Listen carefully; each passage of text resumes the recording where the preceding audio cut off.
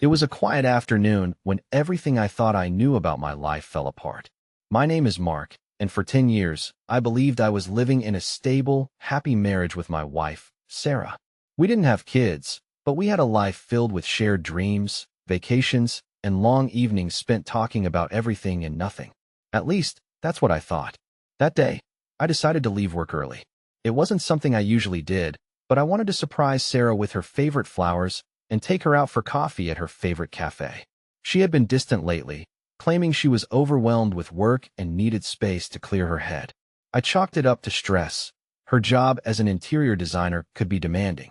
As I parked near the cafe, I saw her through the large window. Sarah sat at a corner table facing a man I didn't recognize. They were leaning in close, talking in hushed tones, and she was laughing in a way I hadn't seen in years. Her hand rested on his, and there was a familiarity between them that made my stomach twist. For a moment, I told myself it was innocent. Maybe he was a client or an old friend. But deep down, something felt wrong. I grabbed the flowers and walked inside, my heart pounding like a drum. As I approached the table, neither of them noticed me. I stood there, frozen, until Sarah finally glanced up. Her smile vanished the instant our eyes met. The man, tall, well-dressed, and oozing confidence, turned to look at me, his expression unreadable. "Mark," Sarah stammered, pulling her hand away from his as though the distance between them could erase what I'd just seen. "What are you doing here?" I didn't respond. Instead, I reached into my pocket, pulled out a small piece of paper I had scribbled on just moments earlier in the car, and placed it in front of her. The note read, "Don't come home." She stared at it, her face pale as if the words themselves were a slap. The man glanced at the note, then at me, and leaned back in his chair with an infuriatingly calm demeanor, like this was just another day for him. "Mark, let me explain," Sarah started, but I didn't give her the chance. I turned and walked out, leaving the flowers on the table. I could hear her calling my name, but I didn't stop. As I reached my car, I sat in the driver's seat, my hands gripping the steering wheel so tightly my knuckles turned white. I wanted to scream, to cry, to punch something, but instead, I just sat there, stunned. The woman I had trusted with my life was sitting in a cafe with another man, holding his hand like it was the most natural thing in the world. But the worst was yet to come.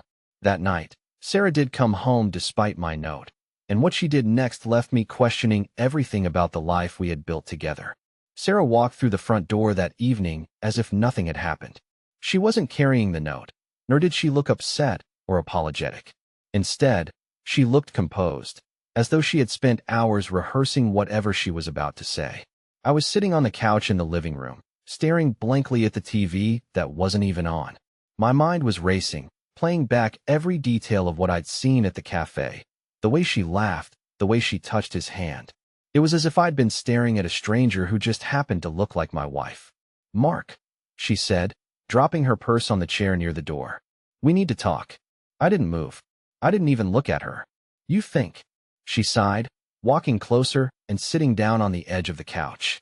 The audacity of her to act so calm was infuriating. "It's not what you think," she started, her tone overly measured, like she was trying to soothe a child. "Really?" I said, finally turning to face her.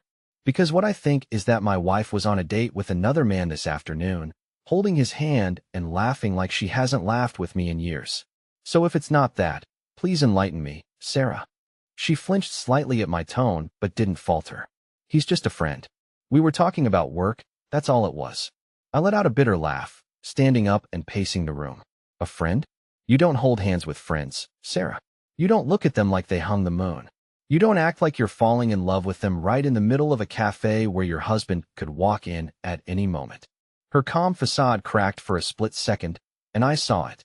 The guilt, the fear. But just as quickly, she masked it with indignation. "You're overreacting, Mark. You're blowing this out of proportion. Nothing happened.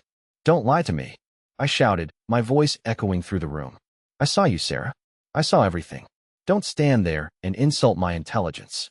She crossed her arms, her jaw tightening. "Fine. You want the truth? Yes, I've been seeing him, but it's not what you think. It's not serious. It's complicated." "Complicated," I repeated, my voice dripping with sarcasm. "What's complicated about cheating on your husband?" "I didn't cheat," she snapped. "Not physically anyway." We've been talking, yes, but it's just emotional. I've been unhappy, Mark, for a long time, and he listens to me. He understands me in a way you don't anymore. Her words hit me like a freight train. So this is my fault? I asked, my voice barely above a whisper. You're saying this happened because I failed you somehow? She didn't answer, but the silence was all the confirmation I needed. I shook my head, my heart breaking into a million pieces. You could have talked to me, Sarah. You could have told me you were unhappy. But instead, you went behind my back and found someone else to listen to you. She stood up, her arms still crossed. I didn't plan for this to happen, Mark. It just did. And honestly, I don't even know if I want to fix this anymore. Those words were like a dagger to the heart. Then why are you here? Why did you come back? She hesitated, then said something that made my blood run cold. Because I wasn't ready to leave yet. I wanted to talk to you first, to see if we could work something out, but now. I stared at her, feeling a mixture of anger, heartbreak, and disbelief. Get out, I said through gritted teeth. Mark, please. No. You made your choice, Sarah. Now I'm making mine. Pack your things and leave. I can't do this anymore. For a moment, I thought she might argue, but she didn't. Instead, she nodded, turned, and walked up the stairs to pack. As I listened to the sound of drawers opening and closing, I sat back down on the couch, numb. My mind raced with thoughts of what she'd done, who this man was, and how long this had been going on. But one thing was clear, this wasn't over. What she did next would take this betrayal to a level I never could have imagined. It didn't take long for Sarah to pack. She came down the stairs with a single suitcase, her expression unreadable. For a moment, she looked like she wanted to say something, but I wasn't in the mood for more excuses or lies. Where will you go? I asked, trying to keep my voice steady. I wasn't sure why I even cared. Maybe it was the lingering sense of duty after 10 years of marriage. To a friend's place, she replied curtly, avoiding eye contact. Is it him? I asked bluntly. She froze, her grip tightening on the handle of her suitcase. That pause told me everything I needed to know. You know what? Don't answer that, I said, waving my hand dismissively. Just go. Without another word, she walked out the door, leaving me alone in the house that suddenly felt too big, too empty. I sat there for what felt like hours, staring at the spot where she had stood, replaying every moment of the last few months in my head. The late nights, the sudden work trips, the constant excuses. It all made sense now. But just when I thought the worst was over, my phone buzzed. It was a text from an unknown number. You did the right thing, Mark. She's not worth it. Thought you should know what she's been up to. Check your email. I stared at the message, my heart pounding. Who was this? And how did they know what was happening? Curiosity got the better of me. I opened my laptop and logged into my email. Sure enough, there was an email waiting for me with the subject line. The truth about Sarah. I hesitated, my finger hovering over the mouse. Did I really want to know? Of course I did. I clicked on the email, and what I saw made my blood run cold. There were pictures, dozens of them, of Sarah and the man from the cafe. They weren't just having coffee. They were at a hotel, walking hand in hand, laughing, kissing. The timestamps on the photos went back months. And then there was the video, a shaky, low-quality clip of them in a hotel room. Sarah's voice was unmistakable as she laughed and said, Mark will never find out. He's too trusting. I slammed the laptop shut, my chest tightening with a mix of rage and heartbreak. This wasn't just an emotional affair. She had lied to my face, betrayed me, and now someone else was rubbing it in. The worst part? I had no idea who sent the email, but I was going to find out. And when I did, I'd get to the bottom of just how deep this betrayal went. I barely slept that night. My mind was spinning with questions, none of which I had answers to. Who had sent the email? Why had they sent it? And how did they know so much about Sarah's betrayal? By morning, my exhaustion had turned into determination. I decided to respond to the unknown number that had texted me. My message was short and to the point. Who are you? Why are you doing this? It didn't take long to get a reply. My phone buzzed just a few minutes later. A friend. Let's just say I know Sarah better than you think. She's not who you believe she is. If you want the full story, meet me at the park near your house at 2 p.m. I'll be wearing a black hoodie. I stared at the message, debating whether or not I should go. This felt like something out of a bad movie, but at the same time, curiosity gnawed at me. If there was more to Sarah's betrayal, I needed to know. By 1:45 p.m., I was sitting in my car, parked near the entrance to the park. My heart was racing, and my palms were sweaty. What was I even doing, meeting a stranger who claimed to know my wife's secrets? It sounded ridiculous, but I couldn't shake the feeling that this person had answers I needed. At exactly 2 p.m., I saw someone in a black hoodie walking toward a bench under a large oak tree. Taking a deep breath, I got out of the car and approached them. The person, who I now saw was a man probably in his mid-30s, looked up as I approached. His face was partially hidden by the hood, but I could see enough to know I didn't recognize him. "You're Mark?" he said, his voice low and steady. "Yeah, and you are?" I asked, folding my arms. "Call me Kevin," he said, gesturing for me to sit. I hesitated but eventually sat down, keeping some distance between us. "How do you know Sarah?" I asked. He let out a bitter laugh. "I used to work with her. We were close for a while. But let's just say I learned the hard way what kind of person she really is." "What's that supposed to mean?" Kevin pulled out his phone and handed it to me. "Look for yourself." On the screen was a series of messages, texts between Sarah and someone saved as David. The messages were explicit, filled with details about their meetings and plans to keep Mark in the dark. "She's been seeing David for almost a year," Kevin said. "He's married too, by the way. I found out when I caught her and David together at an office party. She didn't even care that I saw them, just told me to mind my own business." I stared at the messages, feeling a wave of nausea. "Why are you telling me this?" "Why now?" "Because I've been where you are," he said, his voice softening. "I know what it's like to feel like a fool. I thought you deserved to know the truth before she drags you down any further." I didn't know what to say. Part of me wanted to thank him, but another part of me wanted to scream. This wasn't just betrayal. It was humiliation, planned and executed right under my nose. As I handed his phone back, Kevin added, "She's not going to stop, Mark. People like Sarah, they don't change." I learned that the hard way. I left the park feeling more broken than ever, but I also felt something else, an undeniable urge to take control. Sarah thought she could play me for a fool, but she was about to learn just how wrong she was. Driving home from the park, I could barely keep my hands steady on the wheel. Kevin's words echoed in my head. "She's not going to stop." That thought infuriated me, but it also ignited something I hadn't felt in days: clarity. Sarah had lied, cheated, and humiliated me. I'd spent the last 24 hours swimming in shock and heartbreak, but now I needed to focus. I wasn't going to let her get away with this.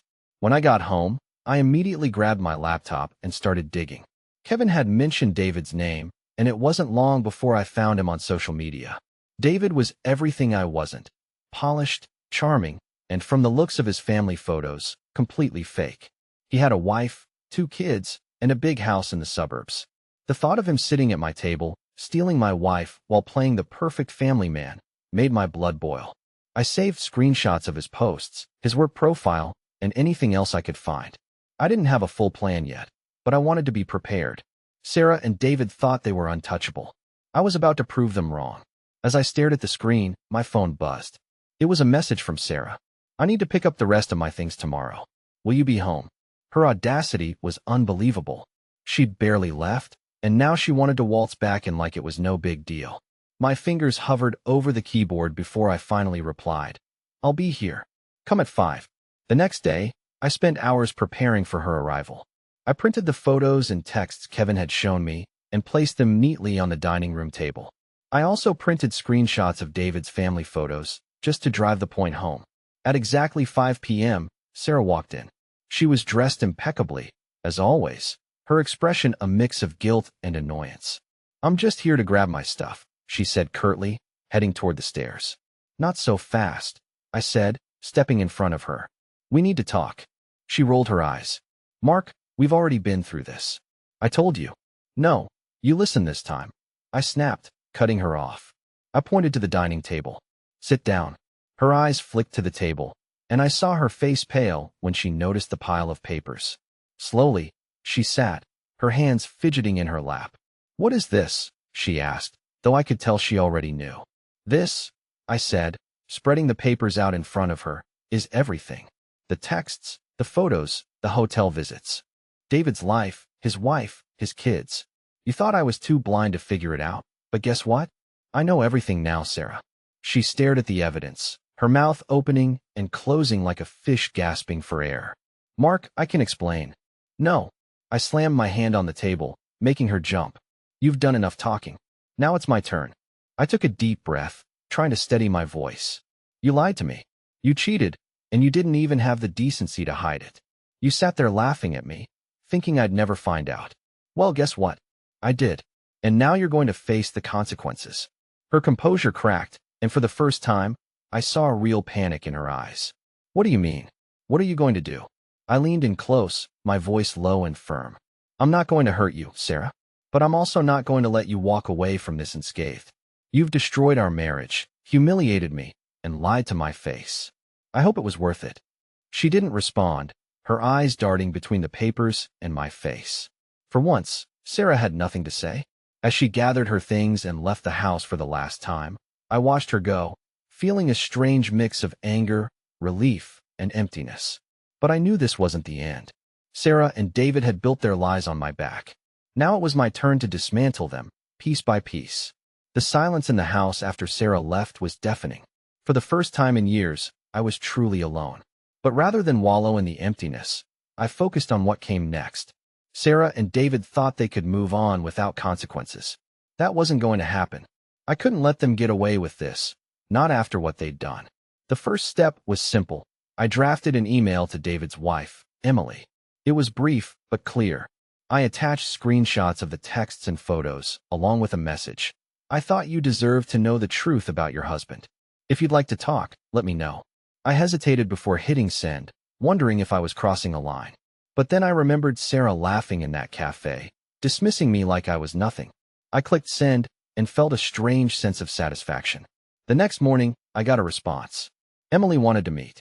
She suggested a quiet coffee shop away from her neighborhood, and I agreed. When I arrived, she was already there, sitting in the corner with a strained expression. Emily was elegant, the kind of woman who carried herself with dignity even in the face of disaster. Mark? She asked as I approached. I nodded and sat across from her. Emily, thanks for meeting me. She wasted no time. Is it true? All of it. Yes, I said, sliding the photos and texts across the table. I'm sorry to be the one to tell you, but David and my wife, Sarah, have been having an affair for nearly a year. She looked at the evidence, her hands trembling slightly. I suspected something, she admitted, her voice barely above a whisper, but I never thought it was this bad. We talked for nearly an hour, piecing together timelines and filling in gaps. By the end of it, Emily was determined to confront David, and I couldn't blame her.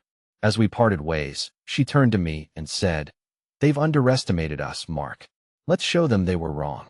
Her words stuck with me. For the first time since this nightmare began, I felt like I wasn't alone. But the real confrontation was still ahead, and I knew it wouldn't be as civil as this meeting. The day Emily confronted David was one I'll never forget. She had texted me earlier that morning. "I'm doing it today. Be ready for whatever comes next." I wasn't sure what that meant, but I didn't have to wait long to find out. By noon, my phone was buzzing with messages, one from Sarah and two from an unknown number. Sarah's message was short and sharp. "What the hell did you do, Mark?" The unknown number turned out to be David. His messages were full of anger and barely coherent. "You're a coward, Mark," involving Emily. "What's wrong with you? Stay out of my life, or you'll regret it." I almost laughed at the irony of his threats. Stay out of your life? You've been in mine for a year. Emily had clearly pulled no punches. Later that evening, she called me and recounted everything. She had confronted David with the evidence, and predictably, he had denied it at first. But when she showed him the photos and texts, his excuses fell apart. He tried to blame me. Emily said over the phone, her voice shaking with a mix of anger and triumph. He said it was my fault because I wasn't there for him. Can you believe that? I can, I replied bitterly. It's the same excuse Sarah used. What are you going to do now? I'm not sure yet, Emily admitted, but I'm not letting this slide. That night, Sarah showed up at my house unannounced. She looked disheveled, a far cry from her usual polished self. You've ruined everything, she said as she stepped inside. Ruined what, Sarah? I asked, crossing my arms. Your perfect little affair? Your chance to keep living a double life while I stayed in the dark. Her eyes flared with anger. You had no right to drag David's family into this. This was between us. Between us. I shot back. You made it everyone's business the moment you started sneaking around with him. Don't stand here and play the victim, Sarah. She opened her mouth to respond, but couldn't seem to find the words. For once, she looked defeated. What do you want, Sarah? I finally asked, my voice quieter but no less firm. I don't know, she said, her voice breaking. I didn't think it would come to this. I shook my head, feeling a pang of pity that I quickly pushed aside. It's too late for regrets. You made your choice. Now you have to live with the consequences.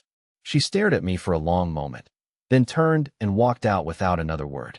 I thought that would be the end of it, but I was wrong. The fallout was only just beginning. The days after Sarah's visit were anything but quiet. My phone didn't stop buzzing. Messages from mutual friends, family members, and even a few of Sarah's coworkers who had somehow caught wind of the situation. News traveled fast, and it wasn't long before people started taking sides. Sarah, unsurprisingly, played the victim. She told anyone who would listen that I had overreacted, that I was spiteful and trying to ruin her life. David, on the other hand, went silent. I suspected Emily had him cornered at home, but I didn't care enough to confirm. What I hadn't anticipated, though, was how deeply this would ripple through my life. Friends I thought were mine began questioning me, why I had exposed Sarah so publicly, why I had dragged David's family into it. I couldn't believe it.